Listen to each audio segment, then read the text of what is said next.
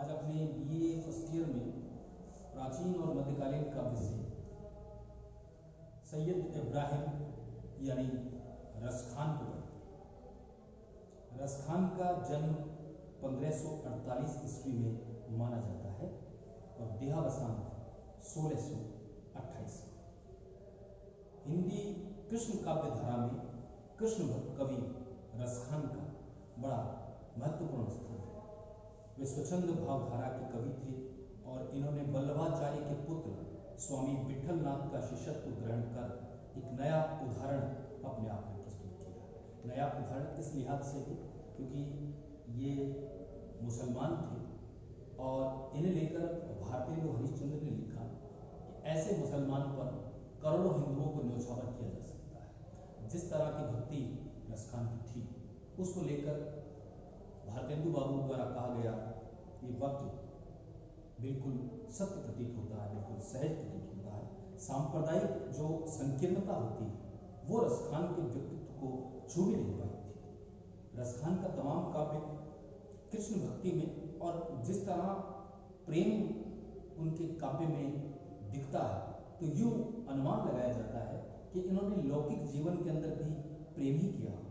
दरअसल प्रेम का स्वभाव, प्रेम का जो व्यवहार, प्रेम का स्वरूप इस तरह का होता है कि प्रेमी व्यक्ति प्रत्येक के लिए प्रेमी ही होता है और लौकिक प्रेम से निकलकर ही प्रेम अलौकिक बनता है।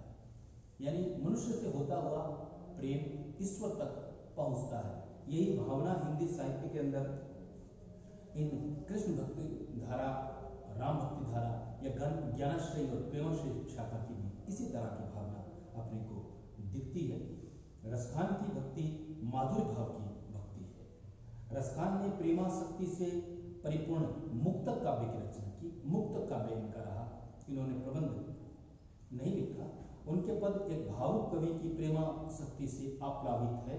रसखान की 3 रचनाएं अपने को उपलब्ध होती है, सुजान रसखान, प्रेम वाटिका और दानलीला।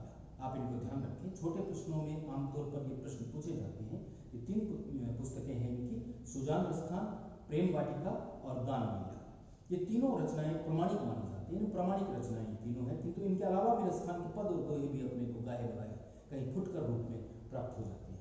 आचार्य विश्वनाथ प्रसाद मिश्र ने रसखान ग्रंथावली का संपादन किया तो पंडित विद्यानिवास मिश्र ने भी रसखान ग्रंथावली का संपादन किया। दोनों बड़े नाम, आचार्य विश्वनाथ प्रसाद मिश्र और पंडित विद्यानिवास मिश्र, दोनों ने रसखान ग्रंथावली का संपादन किया। अगर अपने अधिक रसखान को पढ़ना चाहें तो इन ग्रंथों से भी अपनी सहायता प्राप्त कर सकते हैं। रसखान के जो भी ग्रंथ प्रकाशित हुए उनमें उनके कवित्व, सवैये और दोहे उपलब्ध हैं।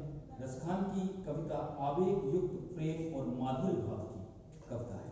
उनके पद गायकों के लिए और भक्तों के लिए आदर्श सामग्री एक तरह से पेश करते हैं। रसखान की काव्य की भाषा शुद्ध रूप में ब्रज और इतनी मधुर और प्रभावमयी ब्रज बहुत कम कवियों के काव्य में उपलब्ध होती है, उनके काव्य में देखने को मिलती है। वास्तव में रसखान रस की खान है क्योंकि उनके काव्य में प्रेम, भक्ति और श्रृंगार तीनों की अजस्र धारा प्रवाहित होती है। उनके कवित्व और सवैये जैसे भावावेश में लिखे गए हैं। यूँ लगता है कि जैसे भावना का कोई एक अगाध प्रवाह है, उस प्रवाह में बहके घनानंद अपना काव्य रसखान अपना काव्य लिख रहे हैं, रच रहे हैं। इसीलिए वे अत्यंत सरल है और उनमें रसखान का निश्चल हृदय जो है वो उमड़ पड़ता है। उनकी कविता में अलंकार अनायास आए हैं क्योंकि रसखान मूलतः रसोद्रेक के कवि है। उनकी कविता में अलंकार, और यूं आप माने कि तमाम जो अपने भक्ति काव्य पढ़ते हैं उसमें जो अलंकार है वो अनायास ही आए, वो चाहे तुलसी का रामचरितमानस गणपत्रिका हो, सूरदास के ग्रंथ हो या मीरा या रसखान, इन सब भक्त कवियों की कविता के अंदर अलंकारों का प्रवेश जो है वो अनायास कर गए। अन्यथा पूरी की पूरी कविता एक जिस भाव में लिखी गई है तो ऐसी आकांक्षा, ऐसी चाहत उनकी कभी दिखने को नहीं मिलती। बहरहाल उनके पद पढ़े आपने रसखान के। एक उनका बड़ा प्रसिद्ध, आपने छोटी कक्षाओं में भी पढ़ा होगा कहीं, जहाँ रसखान पाठ्यक्रम में लगते हैं, वहीं आपने कहीं देखा होगा। ये जो पूर्व जन्म की कल्पना होती है या आगे जो जन्म होता है उसकी जो भावना होती है, ये हिंदू धर्म में अधिक होती है। रसखान मुसलमान है लेकिन वो पूर्व जन्म की भी कल्पना करते हैं, आगे के जन्मों की भी कल्पना करते हैं। तो इन्हीं कल्पनाओं में वो चाहते हैं कि अगर मेरा फिर से जन्म हो तो मैं मतलब जो भी बनूं, कृष्ण भगवान से सामिप्य चाहते हैं, अनन्य भक्त हैं भगवान कृष्ण के, और प्रत्येक परिस्थिति में उनके नजदीक ही रहना चाहते हैं, उनसे सामिप्य चाहते हैं। रसखान वो पद है उनका कि मानुष हो तो वही रसखान। अगर मुझे मनुष्य का जीवन मिले तो मैं क्या बोलूं, मानुष हो तो वही रसखान, बसो ब्रज गोकुल गांव के द्वार। मैं गोकुल गांव का ग्वाला बनना चाहता हूं। अगर मुझे पुनः मेरे ऐसे कोई कर्म हो, मेरा ऐसा कोई कार्य हो, मेरे पर ऐसी कृपा दृष्टि ईश्वर की हो कि मुझे पुनः मनुष्य बनना पड़े या मुझे मनुष्य बनाया जाए, क्योंकि 84 लाख योनियों के अंदर एक योनि मनुष्य की है। विभिन्न योनियों से गुजरता हुआ व्यक्ति मनुष्य बनता है, और अगर और भी अधिक उसके अच्छे कर्म होते हैं तो मोक्ष की प्राप्ति से होती है, आवागमन के बंधन से वो मुक्त हो जाता है। तो मनुष्य बार बार मनुष्य का जन्म मिले तो इसका मतलब ये है कि ईश्वर जो है वो अपने से प्रसन्न है। तो रसखान कहते हैं कि मानुष हो तो वही रसखान, बसों ब्रज गोकुल गांव की बात। मैं गोकुल गांव का ग्वाला बनना चाहता हूं अगर मुझे पुनः मनुष्य का जन्म मिले। जो पशु हो तो कहां बस में, अगर मेरा कोई वश नहीं, अगर मेरे कर्म इस तरह के हो कि मुझे पशु बनना पड़े, तो मैं पशु भी कहाँ का बनूं और क्या बनूं। जो पशु हो तो कहाँ बस मेरो, चरो नित नंद की धीनु मजा। मैं नंद बाबा की गाय बनना चाहता हूँ और उन वनों के अंदर चरना चाहता हूँ, घूमना चाहता हूँ, विचरना चाहता हूँ, और भगवान श्री कृष्ण मेरे ग्वाले बने, ऐसा मैं चाहता हूँ। जो पशु हो तो कहाँ बस मेरो, चरो नित नंद की धेनु मझारन, और पाहन हो तो वही गिरी को जो धर्यो कर छत्र पुरंदर धार। और अगर मुझे पत्थर भी बनना पड़े, कहीं मेरे कर्म इस तरह के हो मुझे पत्थर भी बनना पड़ जाए, तो मैं उसी पर्वत का पत्थर बनना चाहता हूं जो इंद्र की कोप से बचाने के लिए ब्रज को भगवान श्री कृष्ण ने अपनी उंगली पर से धारण किया था। मैं उसी पहाड़ गोवर्धन का पत्थर बनना चाहता हूं। और आगे लिखते अंतिम पंक्ति में कि जो खग हो तो बसेरो करो मेरे कालिंदी कुल कदम के कारण। और अगर मैं खग बन जाऊं, अगर मैं पक्षी बन जाऊं, तो मैं कालिंदी नदी के किनारे, यमुना नदी के किनारे जो वृक्ष लगे हैं कदम्ब के, उन कदम्ब के पेड़ों के ऊपर बैठने वाली जो चिड़िया है, जो पक्षी है, जो खग है, वो मैं बनना चाहता हूं, ताकि भगवान श्री कृष्ण को अपनी आंखों से मैं निहार सकूं, मैं देख सकूं। ये भावना रसखान के लिए इतनी सहज और इतनी गहरी जो कविता है, इतने अकंठ डूबे भक्त के मन के जो उद्गार है, उनकी जो चाहत है, वो रसखान बाबा के काव्य में अपने को देखने को मिलती है। अगला जो पद लिखते हैं, जो ग्वाला होता है उस ग्वाले के पास संपत्ति के तौर पर एक तो लाठी होती है और एक कंबल होता है।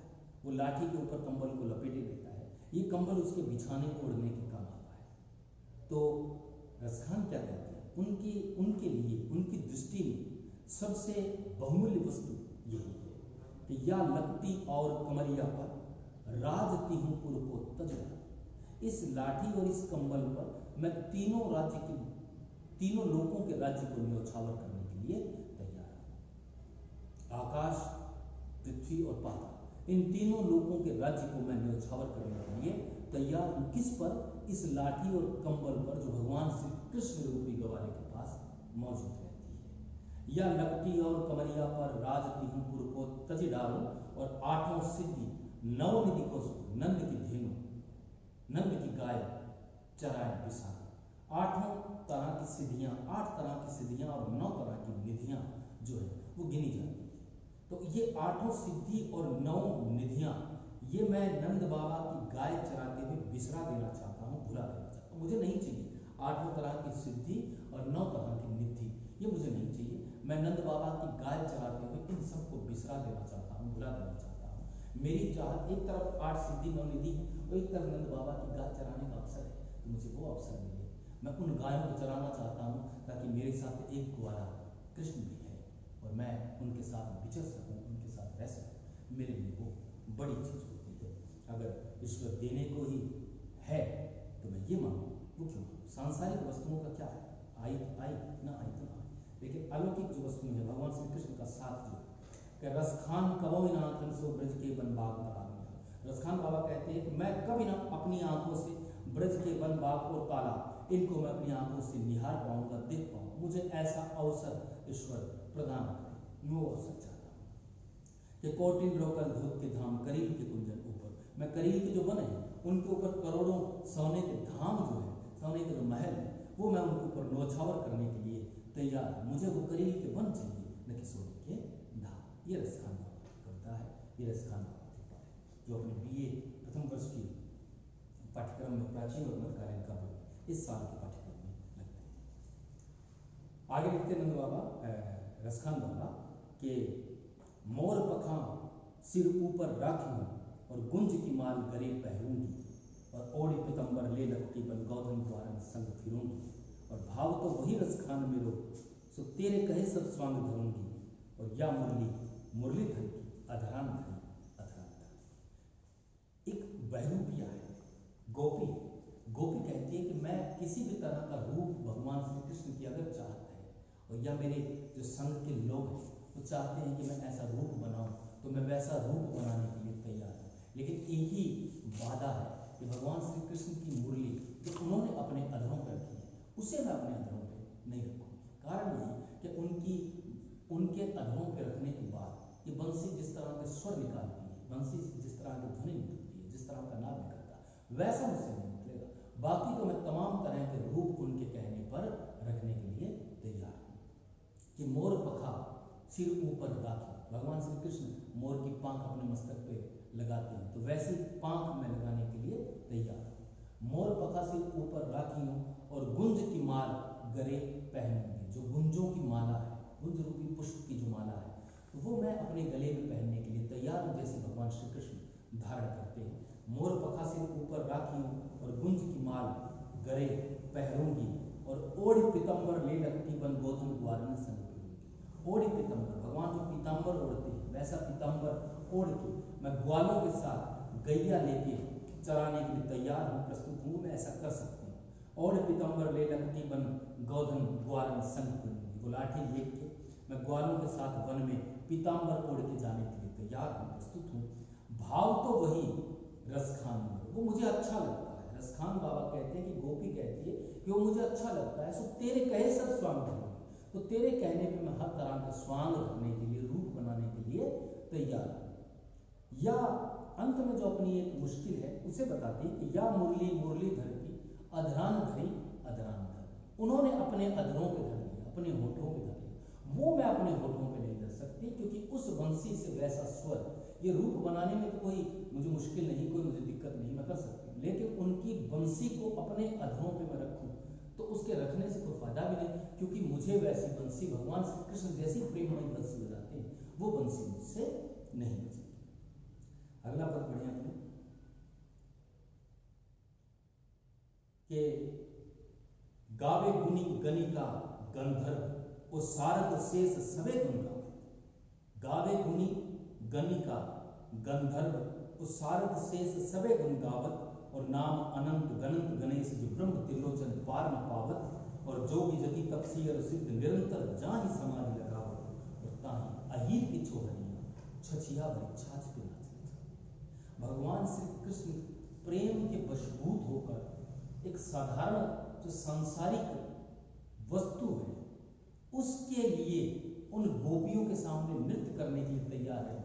वशभूत प्रेम के हैं, उस प्रेम के कारण सहज ही वो उपलब्ध हो जाते हैं। अन्यथा अगर कोई उन्हें ज्ञान के द्वारा प्राप्त करना चाहे तो उन्हें प्राप्त करना बड़ा मुश्किल है, लेकिन प्रेम के द्वारा अगर उन्हें प्राप्त करना चाहे तो वो प्रेम के लिए सदैव तैयार है। प्रेम के लिए तो वो नृत्य ही उन गोपियों के साथ करने के लिए तैयार है, या अपनी उस चीज के लिए, उस संसारिक तुच्छ वस्तु के लिए वो उनके सामने नृत्य करने के लिए भी तैयार है। उनके गुणों को कौन गाता है? गावे गुणी गणिका, गणिका जो वेश्यायक है, भगवान की भक्ति के अंदर पड़ी है, वो उनके गुणों को गाती है। गंधर्व जो जाति है, देव जाति है, वो उनके गुणों को गाती है। माँ शारदा स्वयं और शेषनाग भगवान सभी उनके गुणों को गाते हैं, लेकिन उनके गुणों को गाते गाते पार उनकी नहीं पड़ती। इतने गुण वाले हैं भगवान कि उनके गुणों को गा नहीं सकते। स्वयं माँ शारदा जो वाणी की देवी है वो भी उनके गुणों को नहीं गा सकती। और नाम अनंत गणंत गणेश जो ब्रह्म त्रिलोचन पार न पाओ, ब्रह्मा शिव और गणेश उनके अनंत गुणों को गाते हैं, फिर भी पार नहीं पड़ती। इतने गुण वाले हैं, इतने नाम हैं भगवान के, उनके नामों को भी अगर लें तो भी पार इनकी क्षमा करें। नाम अनंत गणंत गणेश जो ब्रह्म त्रिलोचन पार न पावत, और जोगी जति तपसी अनुसिद्ध निरंतर जाहि समाधि। उन्हीं भगवान के नाम की जो समाधि लगाते हैं, अनेकानेक योगी हैं, जति हैं, तपस्वी हैं और सिद्ध पुरुष जो है वो निरंतर उन भगवान के नाम की समाधि लगाते हैं, लेकिन उनकी समाधि कभी भंग नहीं होती, उनकी समाधि कभी पूर्ण नहीं होती, भगवान के दर्शन उन्हें फिर भी नहीं होते। वो ज्ञान के जरिए, इन तपों के जरिए भगवान को प्राप्त करना चाहते हैं, लेकिन भगवान सहज उपलब्ध है प्रेम से। क्या कहते हैं अंत में कि ताही उसी भगवान को जो ऊपर की बातें लगाई, उन्हीं भगवान को जो इतने दुष्कर है प्राप्त होने, ताही अहीर की छोरियां, जो अहीरों की लड़कियां हैं, जो यादवों की लड़कियां हैं, जो ये गोपियां हैं, वो थोड़ी सी छाछ के लिए, ताही अहीर की छोहरियां छछिया भरी छाछ के नाच नचा, उस थोड़ी सी छाछ के लिए भगवान उनसे छाछ मांगते। तो गोपियां कहती है छाछ तो हम दे देंगे आपको, लेकिन आपको पहले नृत्य करना पड़ेगा हमारे लिए। तो भगवान उन गोपियों के लिए नृत्य करते। ये नृत्य जो है वो छाछ के लिए नहीं है, वो उन गोपियों के प्रेम के लिए, गोपियों के लिए। इस संसार के अंदर अगर कोई वस्तु है, अगर कोई प्राप्य वस्तु है, जिसे प्राप्त वो करना चाहते हैं, वो भगवान श्री कृष्ण है। इनके अलावा उन्हें कुछ भी नहीं चाहिए।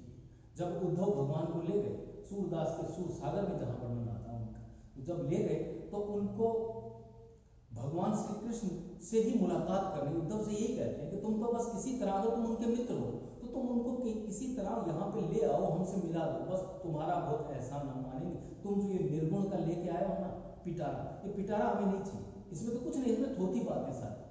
तो कहते हैं कि भगवान श्री कृष्ण के सामने जो ये उनका मित्र था, वो ज्ञान की बातें करता। भगवान को पता कि यार ये तो बड़ा बोर कर रहा मुझे, तो इसे प्रेम सिखाया जाए, मेरे सिखाने से सीखेगा नहीं, इसे गोपियों के पास भेजा जाए। तो कहा यह कि गोपियों को संदेश दो ज्ञान का, लेकिन जो स्तुति उन गोपियों ने की तो अपना माथा ये धुनता है उद्धव, और आ जाता है वापस भगवान के पास मोर मुकुट बांध के और पीताम्बर ओढ़ के, और गोप का रूप बना के भगवान तो आज तक सीखा वो कुछ भी नहीं था, शून्य था, गोपियों ने सिखा दिया प्रेम।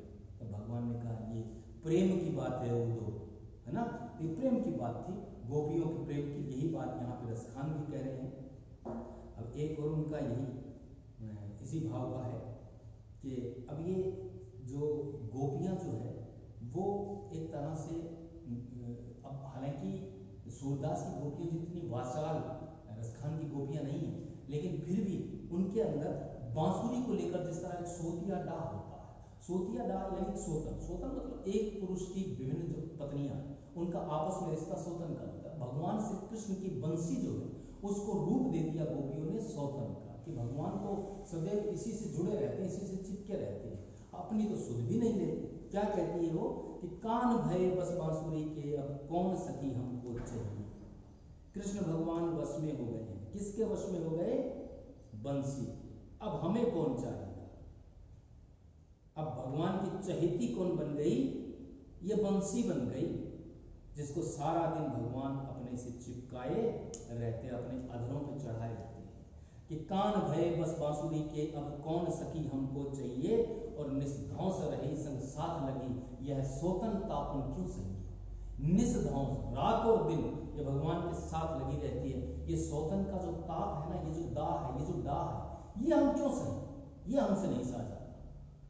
देखिए एक निर्जीव वस्तु है बंसी, लेकिन अब भगवान के पास पहुंच गई तो गोपियों ने उसको रूप ही दे दिया नारी का, और अपनी सोतन उसे मान लिया। तो क्या कहती हैं गोपियां कि निष्ध्वंस रहे संग साथ लगी, यह सोतन तापन क्यों सहिए, और जिन मोह लियो मन मोहन को रसखान सदा हमको दइए। जिन मोह मन को मोहने वाले भगवान श्री कृष्ण को भी जिसने मोह लिया है, रसखान सदा हमको। यही बात रसखान बाबा कहते हैं कि वो गोपियां कहती ये बात हमेशा हमें कष्ट में रहेगी, रखेगी, हमें सालती रहेगी कि इसने, इस बंसी ने मन को मोहने वाले भगवान श्री कृष्ण के मन को भी मोह लिया है।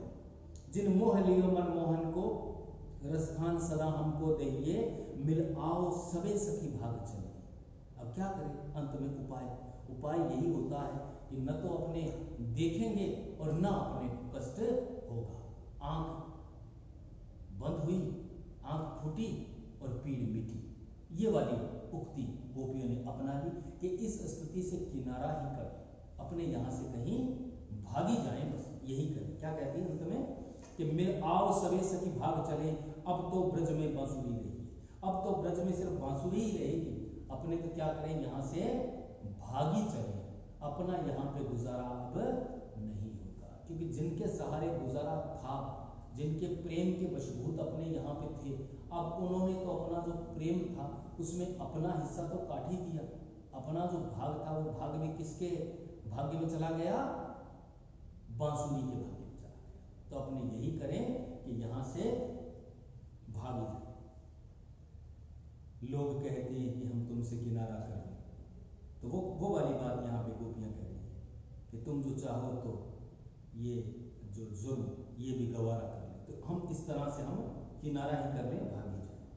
अंत में अगले में क्या कहती है कि काह कहूँ सजनी, काह कहूँ सजनी संग की रजनी, नित बीते मुकुंद की हेरी, और आवन रोज कयो मन भावन, आवन की न कबों करी फेरी, और सोतन भाग बड़ो ब्रज में जिन लूटत है निसिरंग घनेरी, और मोरस खान लिखी विधना, मन मार के आप बने हो अहेरी। अहेरी का मतलब होता है शिकारी। अब अपने शिकारी बन गए, हम तो शिकारी बन गए। तो शिकार किसका किया? कि अपने ही मन का शिकार किया। अपने ही मन को मार के हम क्या बन गए? शिकारी बन गए। क्यों बन गए? क्योंकि स्तुति इस तरह की हो गई है कि का कौन सजनी संग की रजनी, नित बीते मुकुंद के हेरी। कि मैं तुम्हें, अब एक सखी दूसरी से कहती है, एक गोपी दूसरी से कहती है कि हे गोपी, मैं तुम्हें क्या बताऊं, जो भगवान के रास के अंदर व्यतीत होनी चाहिए थी रात्रि, वो उनको उनका रास्ता निहारते हुए समाप्त हो रही है। वो आते ही नहीं। वादा उनका था कि वो आएंगे, लेकिन वो आए नहीं। का कौन सजनी संग की रजनी, संग बीतने वाली जो रात्रि थी भगवान के साथ रास रचाते हुए, नित बीते मुकुंद की है, वो उनको देखते देखते ही समाप्त, उनकी बाट जोते जोते ही समाप्त हो रही है।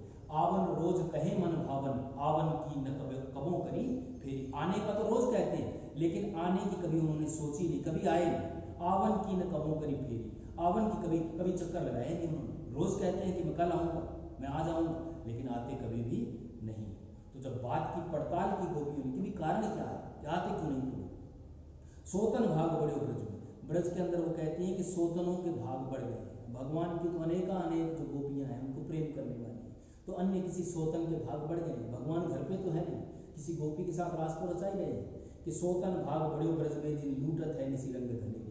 किसी गोपी किसी सौतन के भाग बढ़ गए हैं ब्रज में, जो भगवान रात्रि में उसी के पास हैं और उत्सव उसके पास मना रहे हैं, उसके साथ रास लीला भगवान कर रहे हैं और यहाँ पे नहीं आ रहे। हम उनका रास्ता, उनकी बाट जोते जोते ही हमारी जो रात्रि है वो व्यतीत हो जाती है। सोतन भाग बड़े ब्रज में जिन लूटत है निसी रंग धनेरी, और मोर रसखान, रसखान बाबा कहते हैं, गोपी कहती है कि मोर रसखान लिखी विधना, विधाता ने हमारे भाग्य में यही लिखा है कि मन मार के आप बने हो अहेरी।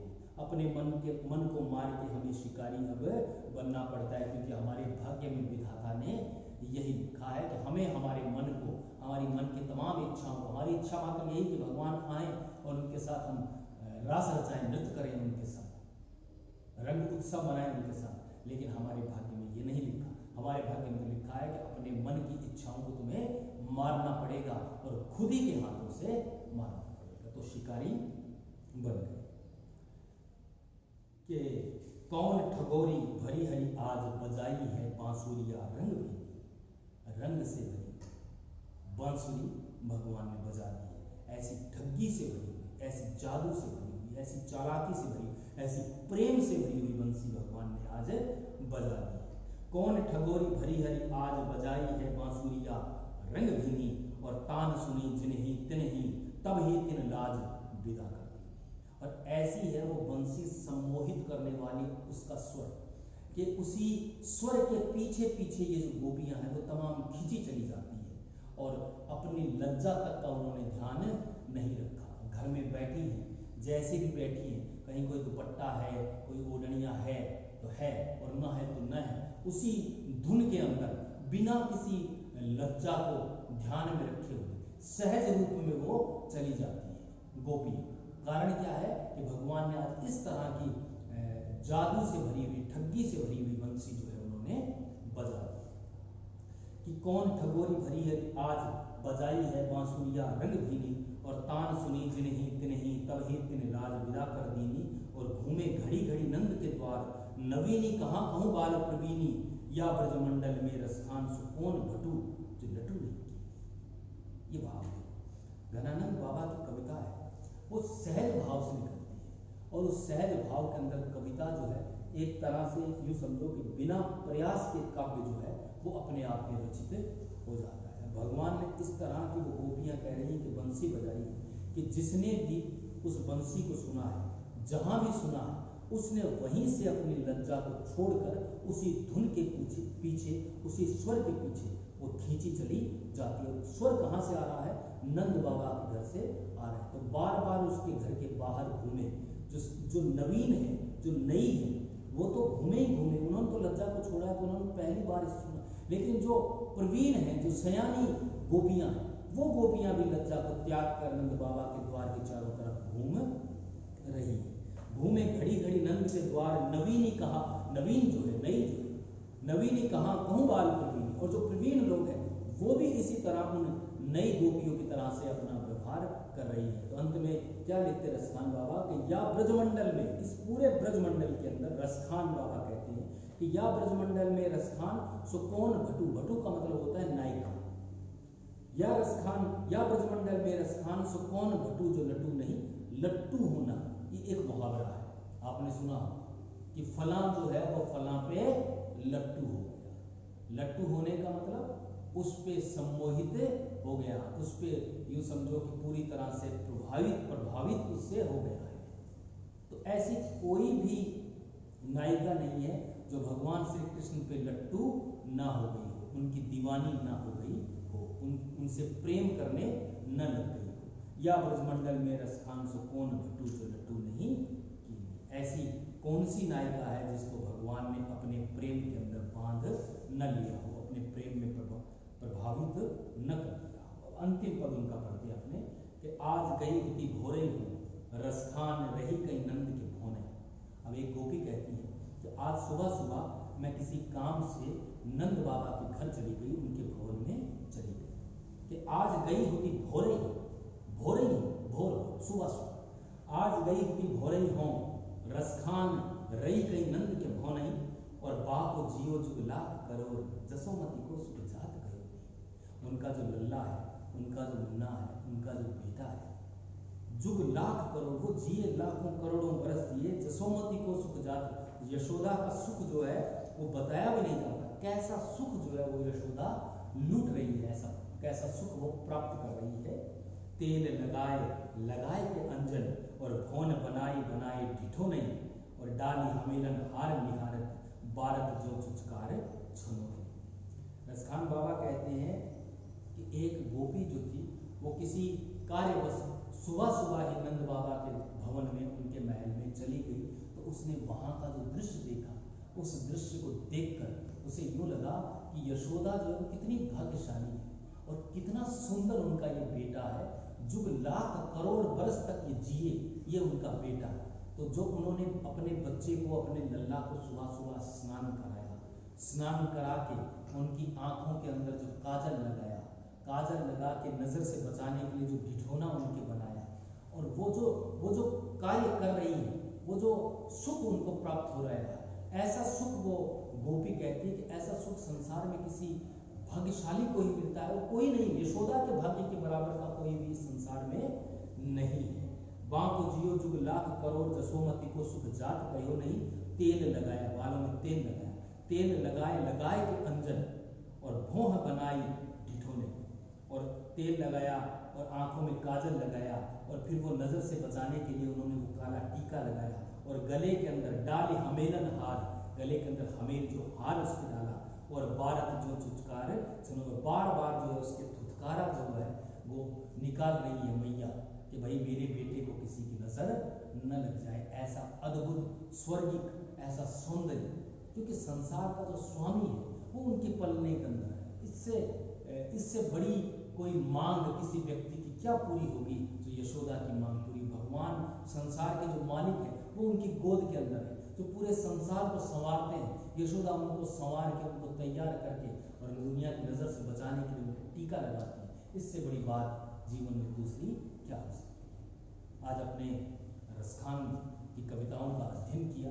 उम्मीद है कि आपको ये जो कविताएं हैं वो समझ में आई होगी। थोड़ा मन से आप इन्हें पुनः अध्ययन करें तो पूरी की पूरी कविताएं आपको आत्मसात हो जाएगी, आपकी आत्मा में उतर जाएगी ये जो कविताएं हैं।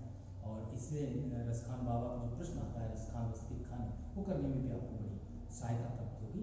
बाकी अपनी अगली कक्षा में आपका बहुत बहुत